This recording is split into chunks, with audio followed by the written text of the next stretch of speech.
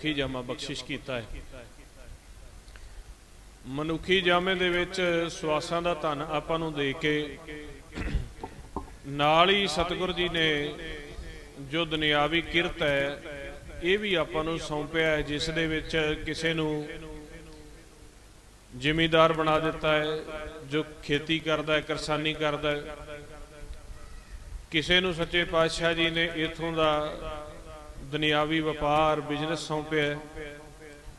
ਕਿਸੇ ਨੂੰ ਸੱਚੇ ਪਾਤਸ਼ਾਹ ਜੀ ਨੇ ਦੁਨਿਆਵੀ ਤੌਰ ਤੇ ਕੋਈ ਵੱਡਾ ਅਹੁਦਾ ਨੌਕਰੀ ਸੌਂਪੀ ਹੈ, ਔਰ ਕਿਸੇ ਨੂੰ ਉਹਦੇ ਦਿੱਤੇ ਹੋਏ ਜੋ ਉਸ ਦੇ ਅੰਦਰ ਸਵਾਸਾਂ ਦਾ ਰਿਜ਼ਕ ਸੀਗਾ ਉਹਦੇ ਮੁਤਾਬਕ ਦੁਨਿਆਵੀ ਤੌਰ ਤੇ ਉਹਦੀ ਪੂੰਜੀ ਥੋੜੀ ਸੀ, ਆਪਾਂ ਸੰਸਾਰੀ ਤੌਰ ਤੇ ਉਸ ਨੂੰ ਗਰੀਬ ਕਹਿ ਦਿੰਦੇ ਆ, ਕਿਸੇ ਨੂੰ ਅਮੀਰ ਕਹਿ ਦਿੰਦੇ ਆ। ਇਹ ਸਾਰਾ ਸਾਡੇ ਪਿਛਲੇ ਪੁਰਬਲੇ ਜਮ੍ਹਾਂ ਕੀਤੇ ਹੋਏ ਸਵਾਸਾਂ ਦੇ ਸਦਕਾ ਸਾਨੂੰ ਸੌਂਪਿਆ। ਜਿੰਨਾ ਕੁ ਸਾਡਾ ਸਿਮਰਨ ਜਮ੍ਹਾਂ ਸੀਗਾ, ਜਿੰਨੀ ਕੁ ਸਾਡੀ ਸਵਾਸਾਂ ਦੀ ਪੂੰਜੀ ਜਮ੍ਹਾਂ ਸੀਗੀ, ਉਹ ਪੂੰਜੀ ਨੂੰ ਦੇਖਦੇ ਹੋਏ ਆਪਾਂ ਨੂੰ ਕੋਈ ਵੀ ਫਰਕ ਨਹੀਂ ਕੀਤਾ ਕਿਸੇ ਨਾਲ ਵੀ। ਜੋ ਜਿੱਥੋਂ ਤੱਕ ਦਾ ਅਹੁਦਾ ਰੱਖਦਾ ਸੀ ਉਹਨੂੰ ਉਸ ਅਹੁਦੇ ਦੇ ਮੁਤਾਬਕ ਸੰਸਾਰ ਦੇ ਵਿੱਚ ਆ ਕੇ ਸੁੱਖ ਸੁਵਿਧਾ ਦਿੱਤੀਆਂ ਹੈ। ਹੁਣ ਕਿਰਤ ਜਿਹੜੀ ਹੈ ਉਹ ਸਾਡੇ ਨਾਲ ਜਦੋਂ ਤੋਂ ਇਹ ਸੰਸਾਰ ਬਣਿਆ ਹੈ, ਮਹਾਰਾਜ ਸੱਚੇ ਪਾਤਸ਼ਾਹ ਜੀ ਨੇ ਸੰਸਾਰ ਨੂੰ ਪ੍ਰਗਟ ਕੀਤਾ ਹੈ, ਉਦੋਂ ਤੋਂ ਕਿਰਤ ਦਾ ਪਰਵਾਨਾ ਸਾਡੇ ਨਾਲ ਚੱਲਦਾ ਪਿਆ। ਉਹ ਕਿਰਤ ਦੇ ਲੇਖ ਸਾਡੇ ਉੱਤੇ, ਸਾਡੇ ਮਸਤਕ ਦੇ ਉੱਪਰ ਮਾਲਕ ਨੇ ਆਪ ਲਿਖੇ ਨੇ। ਆਪਾਂ ਰੋਜ਼ ਦਾ ਰੋਜ਼ ਪੜ੍ਹਦੇ ਵੀ ਹਾਂ, ਅਖਰੀ ਨਾਮ, ਅਖਰੀ ਸਲਾਹ, ਅਖਰੀ ਗਿਆਨ ਗੀਤ ਗੁਣ ਗਾ, ਅਖਰੀ ਲਿਖਣ ਬੋਲਣ ਬਾਣ, ਅਖਰਾ ਸਿਰ ਸੰਜੋਗ ਵਖਾਣ। ਇਹ ਸਿਰ ਦੇ ਉੱਤੇ ਮਸਤਕ ਦੇ ਉੱਪਰ ਸਾਡੇ ਸੰਜੋਗ ਜਿਹੜੇ ਆ ਪਰਮੇਸ਼ਰ ਜੀ ਨੇ ਪ੍ਰਗਟ ਕਰਕੇ ਸਾਨੂੰ ਸੰਸਾਰ ਦੇ ਵਿੱਚ ਭੇਜ ਦਿੱਤਾ ਹੈ। ਇਸ ਕਰਕੇ ਕਹਿੰਦੇ ਵੀ ਹਉਮੈ ਨਾ ਕਰਿਆ ਜੇ ਸੰਸਾਰੀ ਤੌਰ ਤੇ ਤੁਹਾਡੇ ਕੋਲ ਧਨ ਜ਼ਿਆਦੇ ਵੀ ਹੈ, ਜਾਂ ਸੰਸਾਰੀ ਤੌਰ ਤੇ ਕੋਈ ਤੁਹਾਡਾ ਉੱਚਾ ਅਹੁਦਾ ਤੁਹਾਨੂੰ ਸੱਚੇ ਪਾਤਸ਼ਾਹ ਨੇ ਬਖਸ਼ਿਆ ਹੋਇਆ ਹੈ, ਇਹ ਸਾਰਾ ਜਿੰਨੇ ਅਹੁਦੇ ਜਾਂ ਧਨ ਜਾਂ ਜਿਹੜਾ ਇਹ ਆਪਾਂ ਨੂੰ ਵਪਾਰ ਬਿਜ਼ਨਸ ਜਾਂ ਖੇਤੀ ਕਰਨ ਦੇ ਲਈ ਮੌਕਾ ਦਿੱਤਾ ਜਾਂਦਾ ਹੈ, ਇਹ ਜਿੰਨਾ ਕੁ ਸਾਡਾ ਸਿਮਰਨ ਜਮਾ ਹੈ ਉਹਦੇ ਵਿੱਚੋਂ ਹੀ ਦਿੱਤਾ ਹੋਇਆ।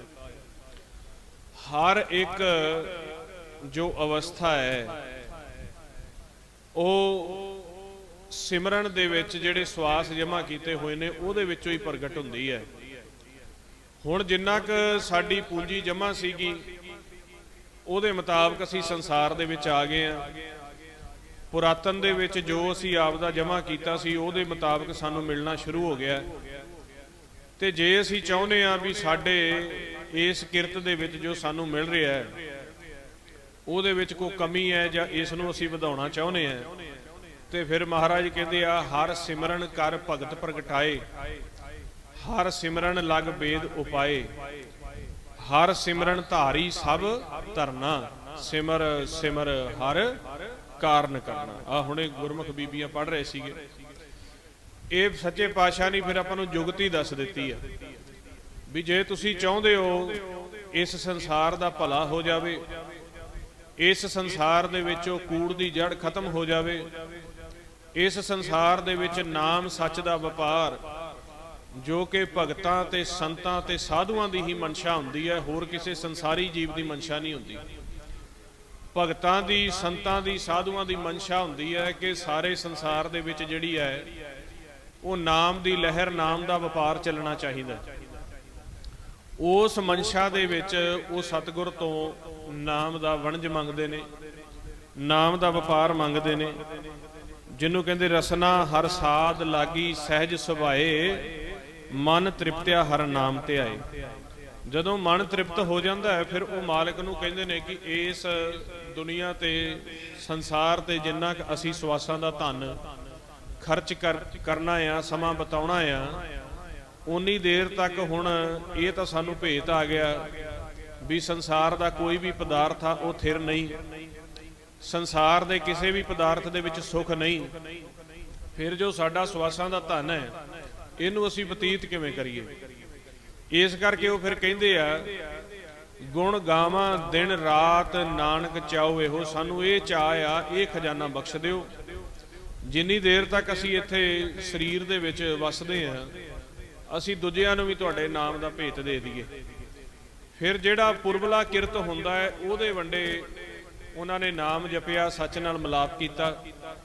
ਫਿਰ ਅੱਗੇ ਵਰਤਾਉਣ ਦੇ ਲਈ, ਸੰਸਾਰ ਦੇ ਵਿੱਚ ਵਰਤਾਉਣ ਦੇ ਲਈ ਉਹ ਪਰਮੇਸ਼ਰ ਜੀ ਨੂੰ ਬੇਨਤੀ ਕਰਕੇ ਹਰ ਸਿਮਰਨ ਧਾਰੀ ਸਭ ਧਰਨਾ ਦੇ ਮਹਾਵਾਕ ਅਨੁਸਾਰ ਉਹ ਜਦੋਂ ਅਭਿਆਸ ਕਰਕੇ ਸਵਾਸਾਂ ਦਾ ਧਨ ਜਮ੍ਹਾਂ ਕਰਾਉਂਦੇ ਆ, ਤੇ ਫਿਰ ਉਹ ਪਿੱਛੋਂ ਖਜ਼ਾਨਾ ਦੇਣਾ ਸ਼ੁਰੂ ਕਰ ਦਿੰਦੇ ਆ। ਜਿਹਨੂੰ ਮਹਾਰਾਜ ਸੱਚੇ ਪਾਤਸ਼ਾਹ ਹੀ ਕਹਿੰਦੇ ਤਿਚਰ ਮੂਲ ਨਾ ਥੁੜੀਂਦੋ। ਜਿਹੜਾ ਮੂਲ ਦਾ ਖਜ਼ਾਨਾ ਹੈ, ਇਹਨੇ ਉਨੀ ਦੇਰ ਤੱਕ ਨਹੀਂ ਥੁੜਨਾ। ਤਿਚਰ ਮੂਲ ਨਾ ਥੁੜੀਂਦੋ ਜਿਚਰ ਆਪ ਕਿਰਪਾਲ। ਤਿਚਰ ਦਾ ਮਤਲਬ ਇਹ ਤਿੰਨਾਂ ਚਿਰ ਉਹ ਖਜ਼ਾਨਾ ਨਹੀਂ ਥੁੜਦਾ ਜਿੰਨਾ ਚਿਰ ਮਾਲਕ ਆਪ ਕਿਰਪਾਲ ਨੇ। ਸ਼ਬਦ ਅਖੁੱਟ ਬਾਬਾ ਨਾਨਕਾ ਖਾਏ ਖਰਚ ਧਨ ਮਾਰ। ਹੁਣ ਉਹ ਖਜ਼ਾਨਾ ਜਿਹੜਾ ਗੁਰੂ ਨਾਨਕ ਸਾਹਿਬ ਸੱਚੇ ਪਾਤਸ਼ਾਹ ਜੀ ਨੇ, ਗੁਰਮੁਖਾਂ ਨੇ, ਭਗਤਾਂ ਸਹਿਬਾਨਾਂ ਨੇ, ਸੰਤ ਸਹਿਬਾਨਾਂ ਨੇ ਤਰਸ ਪਿਆ ਮਿਹਰਾ ਮਤ ਹੋਈ। ਸਤਿਗੁਰ ਸੱਜਣ ਮਿਲਿਆ, ਤਰਸ ਕੀਤਾ ਸਾਡੇ ਉੱਤੇ, ਮਿਹਰ ਕੀਤੀ ਸਾਡੇ ਉੱਤੇ। ਉਹ ਖਜ਼ਾਨਾ ਜਿਹੜਾ ਲਿਆ ਕੇ ਸਾਡੇ ਵਿੱਚ ਵਰਤਾਇਆ ਹੈ, ਉਹਨਾਂ ਦੀ ਮਨਸ਼ਾ ਸੀ ਕਿ ਆਪਾਂ ਤਰੀਏ। ਸਾਡੀ ਤਾਂ ਮਨਸ਼ਾ ਇਹ ਹੁੰਦੀ ਹੈ ਕਿ ਸੰਸਾਰ ਦਾ ਧਨ ਸਾਡੇ ਕੋਲ ਹੋ ਜਾਵੇ, ਸਾਡੇ ਕੋਲ ਕੋਈ ਉੱਚਾ ਅਹੁਦਾ ਮਿਲ ਜਾਵੇ, ਸੰਸਾਰ ਦੇ ਵਿੱਚ ਮੇਰੀ ਵਾਹ ਵਾਹ ਹੀ ਹੋਵੇ। ਵੱਖਰੇ ਵੱਖਰੇ ਅਸੀਂ ਵਿਚਾਰ ਲੈ ਕੇ ਚੱਲਦੇ ਹਾਂ, ਪਰ ਜਿਹੜੀ ਭਗਤਾਂ ਦੀ ਮਨਸ਼ਾ ਹੁੰਦੀ ਹੈ, ਉਹ ਸੰਤ ਗੁਰਮੁਖ ਸਤਿਗੁਰ ਸਾਹਿਬਾਨ ਜਿਹੜੇ ਹੁੰਦੇ ਨੇ, ਵੱਖ-ਵੱਖ ਅਹੁਦਿਆਂ ਤੇ ਹੁੰਦੇ ਨੇ, ਉਹਨਾਂ ਦੀ ਮਨਸ਼ਾ ਹੁੰਦੀ ਹੈ ਕਿ ਆਪਾਂ ਤਰ ਜਾਈਏ। ਕਿਉਂਕਿ ਜੇ ਸਤਿਗੁਰ ਨਾ ਚਾਹਣਗੇ, ਜੇ ਸੰਤ ਨਾ ਚਾਹਣਗੇ, ਸਾਧੂ ਨਾ ਚਾਹਣਗੇ ਵੀ ਆਪਾਂ ਤਰੀਏ ਜਾਂ ਸੰਸਾਰ ਤਰ ਜਾਵੇ, ਤੇ ਆਪਾਂ ਤਰ ਨਹੀਂ ਸਕਦੇ। ਕਿਉਂਕਿ ਸਾਡਾ ਪਰਮੇਸ਼ਰ ਦੇ ਨਾਲ ਸਿੱਧਾ ਮਿਲਾਪ ਨਹੀਂ। ਸਾਨੂੰ ਇਹ ਭੇਤ ਨਹੀਂ ਕਿ ਅਕਾਲ ਪੁਰਖ ਸੱਚੇ ਪਾਤਸ਼ਾਹ ਦੇ ਨਾਲ ਮਿਲਾਪ ਕਿਵੇਂ ਕਰਨਾ ਹੈ। ਉਹ ਫਿਰ ਜਿਹੜੇ ਸੰਤ ਸਾਧੂ ਗੁਰਮੁਖ ਸਹਿਬਾਨ ਹੁੰਦੇ ਨੇ, ਉਹ ਫਿਰ ਸਾਨੂੰ ਤਰੀਕੇ ਦੱਸਦੇ ਆ। ਤੇ ਜਦੋਂ ਵਿਰਲੇ ਗੁਰਮੁਖ ਉਹਨਾਂ ਤਰੀਕਿਆਂ ਨੂੰ ਅਪਣਾ ਕੇ ਉਸ ਤਰ੍ਹਾਂ ਫਿਰ ਸ਼ਬਦ ਦਾ ਅਭਿਆਸ ਕਰਦੇ ਆ, ਉਹਨਾਂ ਤਰੀਕਿਆਂ ਦੇ ਮੁਤਾਬਕ ਆਪਦੇ ਜੀਵਨ ਨੂੰ ਢਾਲਦੇ ਆ, ਫਿਰ ਮਿਲਾਪ ਹੁੰਦਾ ਜਾ ਕੇ। ਹੁਣ ਉਹਨਾਂ ਦੀ ਇੱਛਾ ਦੇ ਮੁਤਾਬਕ ਉਹਨਾਂ ਨੇ ਆਪ ਦੀ ਇੱਛਾ ਜ਼ਾਹਰ ਕੀਤੀ। ਜਿੰਨੀ ਦੇਰ ਤੱਕ ਸੰਸਾਰ ਦੇ ਵਿੱਚ ਰਹੇ, ਉਹਨਾਂ ਨੇ ਆਪ ਘਰ ਘਰ ਜਾ ਕੇ ਪ੍ਰਚਾਰ ਕੀਤਾ। ਤੇ ਫਿਰ ਇੰਨੀ ਪ੍ਰਬਲ ਇੱਛਾ ਸੀਗੀ, ਇੰਨਾ ਵੱਡਾ ਪਰਉਪਕਾਰ ਕੀਤਾ ਵੀ ਜਦੋਂ ਅਸੀਂ ਚਲੇ ਵੀ ਜਾਵਾਂਗੇ ਤੇ ਆਉਣ ਵਾਲੇ ਸਮੇਂ ਦੇ ਵਿੱਚ ਸਾਡੇ ਸੰਜੋਗੀ ਨੇ ਜਿਹੜੇ, ਉਹ ਕਿਵੇਂ ਤਰਨਗੇ। ਉਹਨਾਂ ਫਿਰ ਬਹਿ ਕੇ ਗੁਰਮੁਖਾਂ ਨੇ ਮਤਾ ਪਕਾਇਆ, ਕਿਰਪਾ ਕੀਤੀ, ਸੋਚ ਵਿਚਾਰ ਕੀਤੀ ਵੀ ਆਪਾਂ ਚਲੇ ਜਾਣਾ ਹੈ। ਕਿਉਂਕਿ ਕਹੋ ਨਾਨਕ ਕਿਛ ਥਿਰ ਨਹੀਂ, ਸੁਪਨੇ ਜੋ ਸੰਸਾਰ ਰਾਣਾ ਰਾਓ ਨਾ ਕੋ ਰਹਿ। ਇੱਥੇ ਨਾ ਰਾਜੇ ਨੇ ਰਹਿਣਾ, ਨਾ ਰਾਣਿਆਂ ਨੇ, ਨਾ ਫਕੀਰਾਂ ਨੇ ਰਹਿਣਾ। ਤੇ ਫਿਰ ਆਪਣੇ ਜਾਣ ਤੋਂ ਬਾਅਦ ਸੰਸਾਰ ਕਿਵੇਂ ਤਰੇਗਾ। ਉਹਨਾਂ ਨੇ ਮੌਕੇ ਦੀ ਹਾਲਾਤਾਂ ਨੂੰ ਦੇਖਦੇ ਹੋਏ ਜੋ ਉਹਨਾਂ ਦੇ ਬਚਨ ਸੀਗੇ, ਉਹਨਾਂ ਨੂੰ ਕਾਵਿ ਰੂਪ ਦੇ ਵਿੱਚ ਲਿਖ ਕੇ ਇੱਕ ਜਗ੍ਹਾ ਤੇ ਕਲਮਬੱਧ ਕਰਕੇ, ਦਰਜ ਕਰਕੇ ਆਪਦੀ ਬਾਣੀ ਤੇ ਆਪਣੇ ਤੱਕ ਪਹੁੰਚਾ ਦਿੱਤੀ। ਕਾਵਿ ਰੂਪ ਵਿੱਚ ਇਸ ਕਰਕੇ ਬਾਣੀ ਲਿਖੀ ਕਿਉਂਕਿ ਇਹ ਇੰਨਾ ਵੱਡਾ ਖਜ਼ਾਨਾ ਹੈ, ਸਿਰਫ ਪਾਰਖੂਆਂ ਦੇ ਹੱਥ ਹੀ ਆਉਣਾ ਚਾਹੀਦਾ ਹੈ। ਕਿਉਂਕਿ ਖੋਜ ਇੰਨੀ ਵੱਡੀ ਹੈ, ਜੇ ਮਨਮੁਖਾਂ ਦੇ ਹੱਥ ਇਹ ਖੋਜ, ਇਹ ਤਰੀਕੇ ਆ ਜਾਣ, ਉਹ ਇਸ ਦਾ ਨੁਕਸਾਨ ਵੀ ਕਰ ਸਕਦੇ ਆ। ਕਿਉਂਕਿ ਜਦੋਂ ਮਨਮੁਖ ਨੂੰ ਕਲਾ ਦੇ ਦਿਆਂਗੇ ਆਪਾਂ, ਸੰਸਾਰ ਦੇ ਵਿੱਚ ਹਰ ਇੱਕ ਜੀਵ ਮੁਕਤ ਹੋ ਸਕਦਾ ਹੈ ਜੇ ਉਹ ਨੀਚਾ ਕਰੇ। ਪਰ ਗੁਰੂ ਦੇ ਬਚਨਾਂ ਤੇ ਨੀਚਾ ਸਾਰੇ ਨਹੀਂ ਕਰਦੇ। ਇਸ ਕਰਕੇ ਜਿਹੜੇ ਨੀਚਾ ਨਹੀਂ ਕਰਦੇ ਉਹ ਮੁਕਤ ਨਹੀਂ ਹੁੰਦੇ, ਉਹ ਆਪਦੀ ਹਉਮੈ ਨਹੀਂ ਛੱਡਦੇ। ਇਹ ਸਾਡੇ ਤੱਕ ਪਹੁੰਚਾਉਣ ਦੇ ਲਈ ਉਹਨਾਂ ਨੇ ਗੁਰਬਾਣੀ ਗੁਰੂ ਦੇ ਵਿੱਚ ਆਪਦੇ ਸਾਰੇ ਬਚਨ ਲਿਖ ਦਿੱਤੇ ਵੀ ਜਿਵੇਂ ਜਿਵੇਂ ਯੁੱਗ ਬਦਲਦਾ ਜਾਏਗਾ, ਸਮਾਂ ਬਦਲਦਾ ਜਾਏਗਾ, ਸੰਤ ਗੁਰਮੁਖ ਸਾਰੇ ਇਹ ਬਚਨਾਂ ਨੂੰ ਪੜ੍ਹਨਗੇ, ਪੜ੍ਹ ਕੇ ਖੋਜ ਕਰਨਗੇ। ਚੋ ਪ੍ਰਭ ਕੋ ਮਿਲ ਵੋ ਚਹੈ, ਖੋਜ ਸ਼ਬਦ ਮੈਂ ਲੇ। ਬਾਣੀ ਗੁਰੂ, ਗੁਰੂ ਹੈ ਬਾਣੀ, ਵਿੱਚ ਬਾਣੀ ਅੰਮ੍ਰਿਤ ਸਾਰੇ। ਗੁਰਬਾਣੀ ਕਹੈ ਸੇਵਕ ਜਨ ਮਾਨੈ, ਪ੍ਰਤੱਖ ਗੁਰੂ ਨਿਸਤਾਰੇ। ਆਪਣੇ ਤੱਕ ਇਹ ਮਹਾਰਾਜ ਨੇ ਆਪਦੇ ਬਚਨ ਪਹੁੰਚਾ ਦਿੱਤੇ। ਹੁਣ ਇਹ ਬਚਨ ਇੰਨੇ ਗੁੱਜੇ ਨਾਦੀ ਬਚਨ ਨੇ। ਨਾਦੀ ਬਚਨ ਇਸ ਕਰਕੇ ਨੇ ਵੀ ਜਿਹੜੇ ਮਹਾਪੁਰਸ਼ਾਂ ਦੇ ਅੰਦਰ ਨਾਦ ਪ੍ਰਗਟ ਹੋਇਆ, ਜਿਹੜੇ ਮਹਾਪੁਰਸ਼ਾਂ ਦੇ ਅੰਦਰ ਬਿਸਮਾਦ ਪ੍ਰਕਾਸ਼ ਪ੍ਰਗਟ ਹੋਇਆ, ਉਹਨਾਂ ਨੇ ਉਸ ਨਾਦ ਅਤੇ ਸੱਚ ਨੂੰ ਧਿਆਨ ਦੇ ਵਿੱਚ ਲੈ ਕੇ ਇਹ ਬਚਨ ਲਿਖੇ ਨੇ। ਹੁਣ ਜਿਨ੍ਹਾਂ ਦੇ ਅੰਦਰ ਉਹ ਵਿਸਮਾਦ ਪ੍ਰਗਟ ਨਹੀਂ, ਉਹ ਇਹਨਾਂ ਬਚਨਾਂ ਨੂੰ ਸਿੱਧਾ ਸਮਝ ਨਹੀਂ ਸਕਦੇ, ਕਿਉਂਕਿ ਇਹ ਅਵਸਥਾ ਇੰਨੀ ਡੂੰਘਾਈ ਦੇ ਵਿੱਚ ਹੈ। ਪਹਿਲੋਂ ਗੁਰਮੁਖਾਂ ਨੇ ਰਾਮ ਨਾਮ ਦਾ, ਵਾਹਿਗੁਰੂ ਨਾਮ ਦਾ, ਹਰੀ ਨਾਮ ਦਾ ਜਪ ਕਰਕੇ ਮਲਾਪ ਕੀਤਾ। ਫਿਰ ਮਲਾਪ ਤੋਂ ਬਾਅਦ ਜਿਹੜਾ ਮਲਾਪ ਦਾ ਅਨੁਭਵ ਹੋਇਆ, ਉਸ ਅਨੁਭਵ ਨੂੰ ਆਪ ਦੇ ਸਾਹਮਣੇ ਰੱਖ ਕੇ ਤੇ ਇਹ ਬਚਨ ਲਿਖੇ ਹੋਏ ਆ। ਗੁਰਬਾਣੀ ਕੋਈ ਆਮ ਨਹੀਂ, ਕੋਈ ਕਾਵ ਰੂਪ ਨਹੀਂ, ਕੋਈ ਵੀ ਕਵਿਤ ਨਹੀਂ ਹੈਗਾ ਵੀ ਜਿਹੜਾ ਵੀ ਆਖੇਗਾ ਉਹ ਇਹਨੂੰ ਸਮਝ ਸਕਦਾ ਹੈ। ਪੜ੍ਹ ਸਾਰੇ ਸਕਦੇ ਆ, ਪਰ ਜੋ ਇਹਨਾਂ ਦੀ ਰਮਝ ਹੈ ਉਹ ਗੁਰਮੁਖ ਸਮਝਦੇ ਨੇ, ਜੋ ਸ਼ਬਦ ਦੀ ਕਮਾਈ ਨਾਲ ਕਰਦੇ ਨੇ, ਸੰਤਾਂ ਸਾਧੂਆਂ ਦਾ ਸੰਗ ਕਰਦੇ। ਹੁਣ ਸਾਡੇ ਉੱਤੇ ਕਿਰਪਾ ਕੀਤੀ ਹੈ ਗੁਰਮੁਖਾਂ ਨੇ, ਜੋ ਇਹ ਗੁਰਬਾਣੀ ਗੁਰੂ ਦੇ ਬਚਨ ਸਾਨੂੰ ਸੁਣਨ ਨੂੰ, ਪੜ੍ਹਨ ਨੂੰ ਤੇ ਮਹਾਂਪੁਰਖਾਂ ਦਾ ਸੰਗ ਹੋਇਆ, ਉਹਨਾਂ ਨੇ ਫਿਰ ਆਪਾਂ ਨੂੰ ਬਾਣੀ ਦੇ ਅਰਥ ਕਰਕੇ ਦੱਸੇ ਵੀ ਜਿਹੜੀ ਬਾਣੀ ਹੈ ਸੱਚੇ ਪਾਤਸ਼ਾਹ ਜੀ ਦੇ ਸੋਹਣੇ ਬਚਨ ਨੇ। ਇਹ ਕੱਲਾ ਇਹ ਨਹੀਂ ਵੀ ਇਹ ਵਿਆਕਰਨ ਦੇ ਆਧਾਰ ਤੇ ਤੁਸੀਂ ਪੜ੍ਹ ਲਓ, ਟੀਕੇ ਦੇ ਆਧਾਰ ਤੇ ਪੜ੍ਹ ਲਓ ਤੇ ਬਾਣੀ ਦਾ ਪੜ੍ਹਿਆ ਸੰਪੂਰਨ ਹੋ ਗਿਆ। ਗੁਰਬਾਣੀ ਗੁਰੂ ਨੂੰ ਜੋ ਇਹਨਾਂ ਦੇ ਵਿੱਚ ਅਨਹਦ ਬਾਣੀ ਦਾ ਭੇਤ ਦਿੱਤਾ ਹੋਇਆ ਹੈ, ਦਸਵੇਂ ਘਰ ਦਾ ਭੇਤ ਦਿੱਤਾ ਹੋਇਆ ਹੈ, ਅੰਮ੍ਰਿਤ ਰਸ ਦਾ ਭੇਤ ਦਿੱਤਾ ਹੋਇਆ ਹੈ, ਆਤਮਾ ਦਾ ਭੇਤ ਦਿੱਤਾ ਹੋਇਆ ਹੈ, ਉਹ ਤੁਹਾਨੂੰ ਟੀਕਿਆਂ ਦੇ ਆਧਾਰ ਤੇ ਸਮਝ ਨਹੀਂ ਆਏਗਾ। ਜੇ ਤਾਂ ਟੀਕਾਕਾਰ ਨੇ ਆਪ ਉਹ ਅਵਸਥਾ ਅਨੁਭਵ ਕੀਤੀ ਹੋਵੇਗੀ ਤਾਂ ਉਹ ਇਹ ਬਚਨ ਸਾਰੇ ਵਿੱਚ ਦੱਸੇਗਾ ਵੀ ਦਸਵਾਂ ਘਰ ਕੀ ਹੈ, ਅੰਮ੍ਰਿਤ ਰਸ ਕੀ ਹੈ, ਅਨਹਦ ਨਾਦ ਕੀ ਹੈ।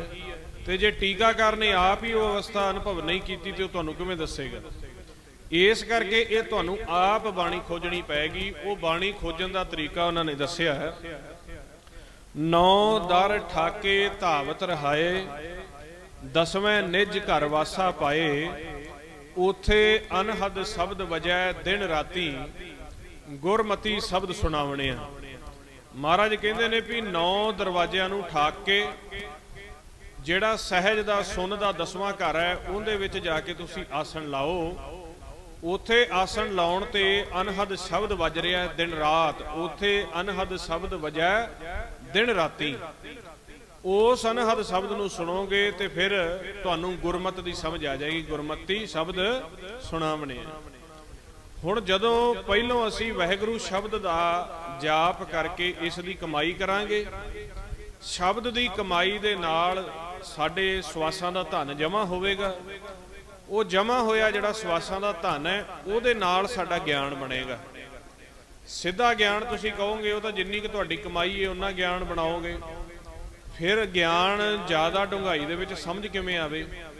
ਤੇ ਜਿਹੜਾ ਆਪਾਂ ਕਿਹਾ ਹਰ ਸਿਮਰਨ ਘਰ ਭਗਤ ਪ੍ਰਗਟਾਏ, ਜਿਹੜਾ ਭਗਤ ਹੈ ਉਹ ਵੈਸੇ ਨਹੀਂ ਪ੍ਰਗਟ ਹੁੰਦਾ, ਜਿਵੇਂ ਜਿਵੇਂ ਉਹ ਸਿਮਰਨ ਕਰਦੇ ਨੇ, ਸਿਮਰਨ ਕਰਕੇ ਸਵਾਸਾਂ ਦੀ ਪੂੰਜੀ ਜੁੜਦੀ ਜਾਂਦੀ ਹੈ, ਜੁੜਦੀ ਜਾਂਦੀ ਹੈ। 1 ਦਿਨ ਦੇ, 2 ਦਿਨ ਦੇ, 4 ਦਿਨ ਦੇ, ਉਹ ਸਿਮਰਨ ਦਾ ਜੁੜਿਆ ਹੋਇਆ ਧਨ ਜਿਹੜਾ ਹੈ ਉਹ ਭਗਤਾਂ ਨੂੰ ਪ੍ਰਗਟ ਕਰ ਦਿੰਦਾ ਹੈ, ਸੰਸਾਰ ਵਿੱਚ ਵੀ ਤੇ ਖੰਡਾਂ ਬ੍ਰਹਮੰਡਾਂ ਵਿੱਚ।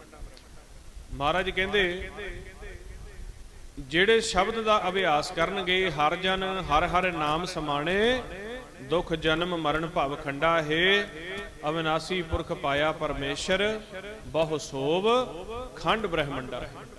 ਉਹ ਖੰਡਾ ਬ੍ਰਹਮੰਡਾਂ ਦੀ ਸੋਭਾ ਪਾਉਣ ਦੇ ਲਈ ਕਹਿੰਦੇ ਹਰ ਸਿਮਰਨ ਕਰ ਭਗਤ ਪ੍ਰਗਟਾਏ, ਹਰੀ ਦਾ ਸਿਮਰਨ ਕਰਨਾ ਪੈਂਦਾ। ਹੁਣ ਉਹ ਸਿਮਰਨ ਦੇ ਅਭਿਆਸ ਦੇ ਵਿੱਚੋਂ ਆਪਾਂ ਨੂੰ ਇਹ ਸਾਰਾ ਖਜ਼ਾਨਾ ਗੁਰੂ ਨਾਨਕ ਦੇਵ ਨੇ ਜੋ ਅੱਜ ਤੋਂ 500 ਸਾਲ ਪਹਿਲੋਂ ਆਪਣੇ ਲਈ ਲਿਖਿਆ, ਲਿਖ ਕੇ ਤੇ ਆਪ ਦੀ ਮਨਸ਼ਾ ਜ਼ਾਹਰ ਕੀਤੀ ਵੀ ਬੱਚੇ ਸਾਡੇ ਜਿਹੜੇ ਨੇ ਆਉਣ ਵਾਲੇ ਸਮੇਂ ਵਿੱਚ ਸੰਸਾਰ ਤੇ ਆਉਣਗੇ, ਜਨਮ ਦਾ ਲਾਹਾ ਲੈਣ ਦੇ ਲਈ ਗੁਰਮੁਖ ਆਉਣਗੇ ਵਿਰਲੇ ਵਿਰਲੇ। ਇਹ ਆਪਣੇ ਵਾਸਤੇ ਆ ਜਿਹੜੇ ਆਪਾਂ ਅੱਜ ਸਾਰੇ ਗੁਰਮੁਖ ਇਕੱਠੇ ਹੋਏ ਆ, ਜਾਂ ਹੋਰ ਵੀ ਸੰਸਾਰ ਦੇ ਵਿੱਚ ਬੈਠ ਕੇ ਵਿਰਲੇ ਵਿਰਲੇ ਗੁਰਮੁਖ ਜਪ ਰਹੇ ਨੇ, ਆਪਣੇ ਵਾਸਤੇ ਲਾਹਾ ਉਪਰਾਲਾ ਕੀਤਾ ਸਤਿਗੁਰ ਜੀ ਨੇ। ਉਹ ਹਾਜ਼ਰ ਨਾਜ਼ਰ ਨੇ, ਕਿਉਂਕਿ ਕਦੇ ਵੀ ਜਿਹੜਾ ਬ੍ਰਹਮ ਗਿਆਨੀ ਹੈ, ਬ੍ਰਹਮ ਗਿਆਨੀ ਸਦ ਜੀਵੈ ਨਹੀਂ ਮਰਤਾ, ਉਹ ਚੋਲਾ ਛੱਡ ਜਾਂਦੇ ਨੇ ਤੇ ਆ ਇੱਥੇ ਜਿਹੜਾ ਸਾਰਾ ਪ੍ਰਕਾਸ਼ ਹੀ ਪ੍ਰਕਾਸ਼ ਹੈ ਬ੍ਰਹਮ ਦਾ, ਇੱਥੇ ਆ ਕੇ ਸਮਾ ਜਾਂਦੇ ਨੇ।